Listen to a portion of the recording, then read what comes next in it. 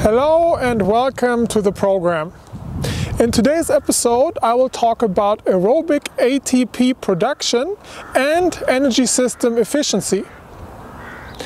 Do you know how many ATP molecules can be produced aerobically and how efficient the aerobic energy system is in converting food into energy? Stay tuned and you will find out. You will learn about aerobic glycolysis, lipolysis, proteolysis, and the aerobic energy system efficiency.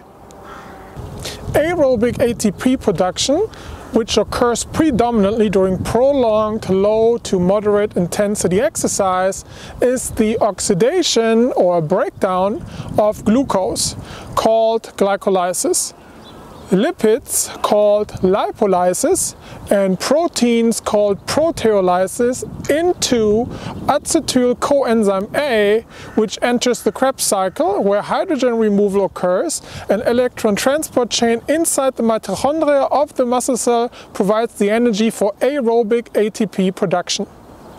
Aerobic ATP production predominantly provides energy for low to medium intensity activities lasting 90 seconds or longer. It provides a net gain of 32 molecules of ATP and water.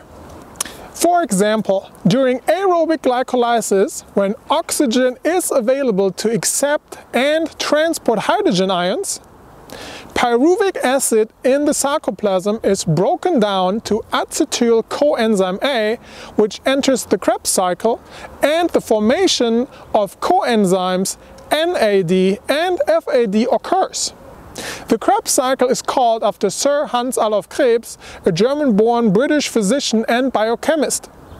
Its primary purpose is the oxidation or removal of hydrogen, of carbohydrates, lipids and proteins using NAD and FAD as hydrogen carriers.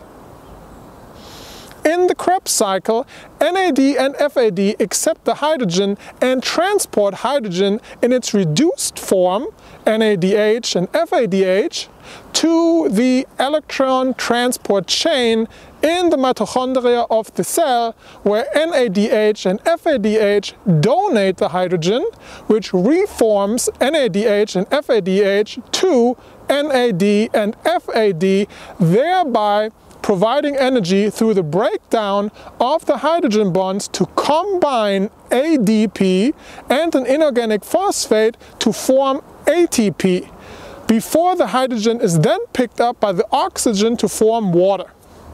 This process of aerobic ATP production via the Krebs cycle and electron transport chain is called oxidative phosphorylation. During lipolysis, triglycerides are broken down into fatty acids and glycerol. The fatty acids can be further converted into acetyl coenzyme A via a series of reactions called beta oxidation, and acetyl coenzyme A can enter the Krebs cycle. The glycerol portion of lipolysis is not a direct form of energy because glycerol cannot effectively be converted by skeletal muscle cells, but the liver uses the glycerol to synthesize glucose, which of course yields energy. During beta oxidation in the mitochondria, fatty acids are oxidized, thereby forming acetyl coenzyme A, which can enter the Krebs cycle.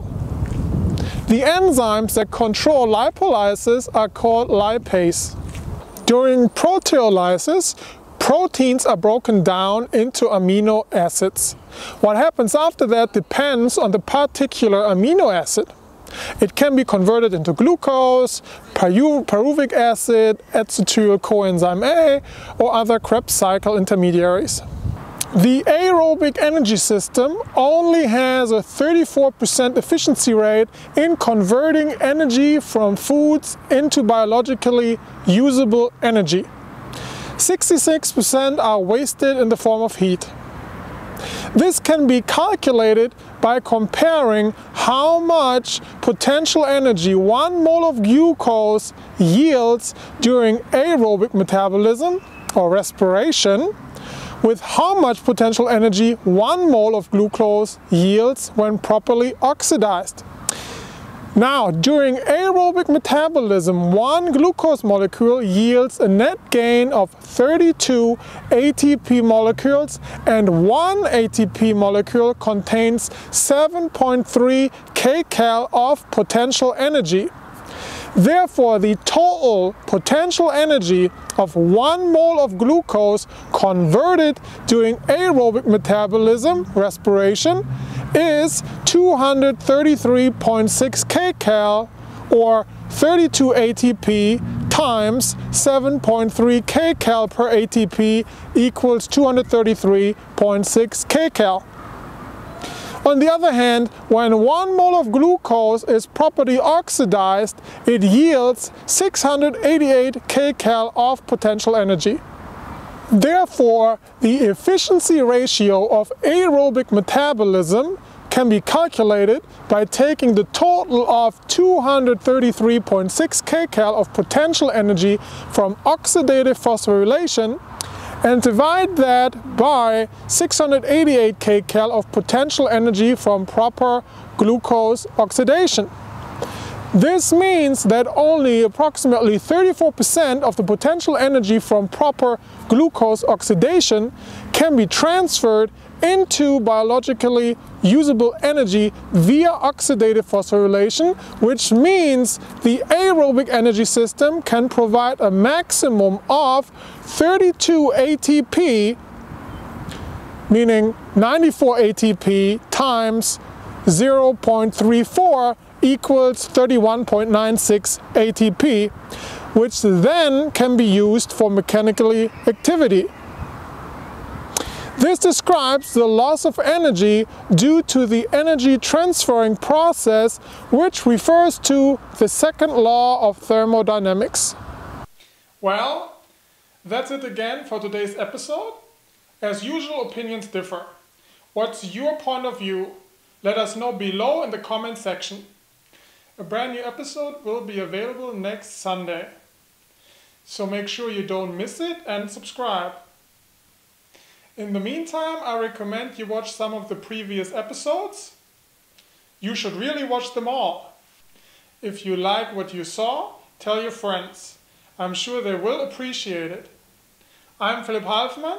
Thank you for watching and auf Wiedersehen. Tennis Conditioning TV episodes are licensed under Creative Commons. You are welcome to link or embed these videos, forward them to others, and share these ideas with people you know. Brought to you by Advanced Concepts of Strength and Conditioning for Tennis. Available at tennisconditioningbook.com. Music by Dan O at danosongs.com.